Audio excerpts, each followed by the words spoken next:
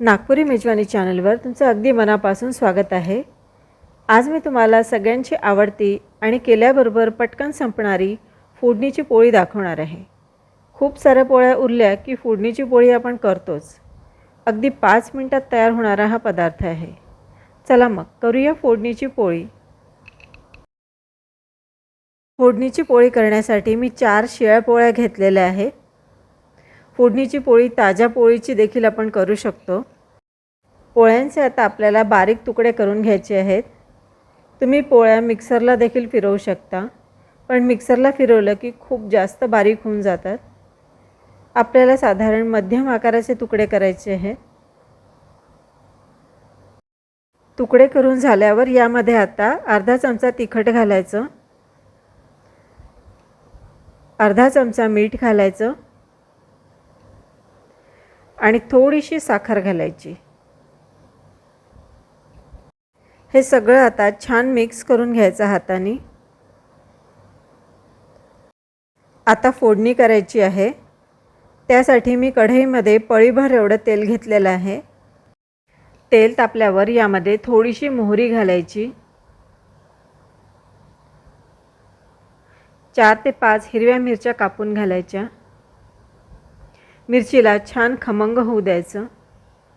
1 teaspoon एवढा हिंग मी घातलेला आहे आणि आता भरपूर असा कांदा घालायचा। मी 2 मोठे कांदे चिरून घातलेले आहेत। फोडणीच्या पोळीला कांदा थोडा जास्त घातला की खायला छान लागते। कांदा थोडा परतवून झाला की यात 1 टीस्पून हळद घालायची। थोडा वेळ हे परतवून घ्यायचं।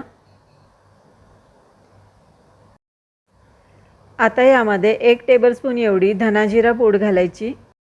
यामध्ये गरम मसाला किंवा गोडा मसाला घालायची अजिबात गरज नसते। धना-जिरा पूड, तिखट, मीठ एवढे मसाले अगदी पुरेसे असतात।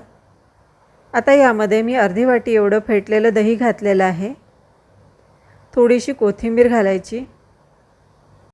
यामध्ये दही घातल्यामुळे याला छान आंबूस चव तर येतेच, पण फोडणीची पोळी छान मऊसूत अशी तयार होते। फोडणी छान तयार झाली की शेवटी यामध्ये तुकडे घालायचे आणि आता हे छान मिक्स करून घ्यायचं। फोडणी सर्व तुकड्यांना अगदी व्यवस्थित लागली पाहिजे। छान मिक्स करून झालेलं आहे। आता याला झाकून 2 ते 3 मिनिटं मंद आचेवर शिजवून घ्यायचं।